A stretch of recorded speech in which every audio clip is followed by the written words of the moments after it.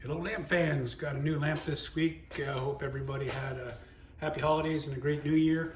And I came back from Florida, and a couple years ago I bought some lamps. I left them down there and I brought this guy back. And I don't know, at first I wasn't impressed. It had damage and I didn't really know much about it. I didn't put a lot of stock or value into it because I bought a bunch of lamps.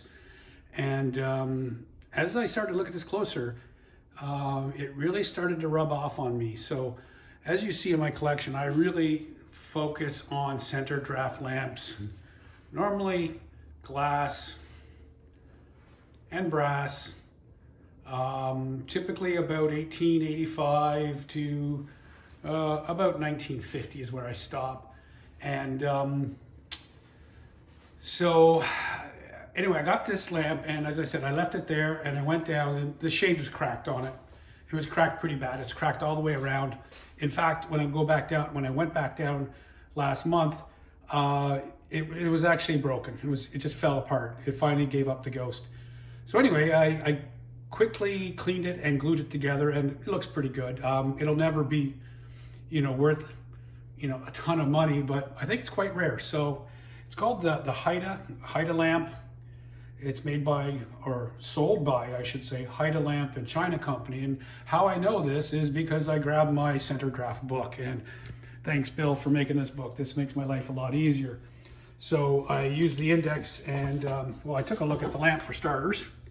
And there's the name, the Haida, patent July 15th, 90, so 1890. So it's a Haida lamp. And it's actually made by Bristol. So when I go into grab the book and I read the index at the back, it talks about Bristol. And they have, reference here. I kind of don't want to lose my page here. I apologize. It talks about, how they made this lamp, and they actually sold it to the Haida Company. So this is Bristol Brass and Clock out of Connecticut. I'm missing a flame spreader, and I'm missing the filler cap for it, but those I could probably find. And this is the section about it, and it says that from 1896 to 1898, they were located in New York City, and they kind of made themselves look like they were big players and they were a manufacturer, but really they were a reseller, and maybe they assembled them. They ordered the China pieces from other manufacturers and assembled them there. And there's a really good example on the following page of kind of what I have, but not quite. So these are parlor lamps, and they were sold as parlor lamps, and that's a good name for them. I kind of like them to call lamps what they're originally sold by. It has some really good attributes that really make it a really good lamp, I think. One thing is the wick razor rack.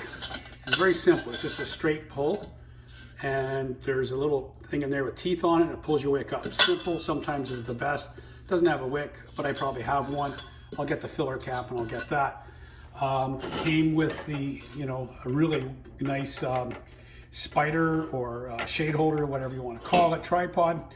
It fits on really tight and really secures the lamp itself.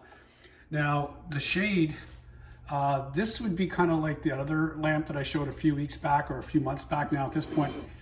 This would be sort of a decal applique, and maybe with a bit of paint, and it's fired on. And there's you can see right here, it's kind of cracked. And there's an impact here. This is the really nice side from an artwork point of view. It's nice, like trumpet style flower on it. But you can see the crack kind of spins around and then disappears. It does have this side here, which is completely unaffected, and I think it kind of looks kind of sharp. It's going to look obviously much better lit or when you light it, but probably not going to light it. But this is all original finish in here too. This is quite amazing for like an 1890s lamp. Not much rust. This is a metal pot in here, and it looks like they have some sort of a coating on it, a flash brass or whatever. It's got some wear marks on it. Maybe it's a lacquer finish. I don't know. I'm going to leave it. The base is really incredible. It's got these little horned devils on here. I think that's what they are. The devils, the diable. and underneath it's all original. And you can see the flash brass, how it's thicker in some spots than others. It's very rare to get an 1890s lamp that wasn't put into a barn and get all corroded. So this finish would come off really. So I would consider that all original finish. And I like it the way it is. So I'm not going to polish it. I'm going to try to find the right pieces and then put it on display. But anyway, hope you like this week's lamp, and have yourselves a great day.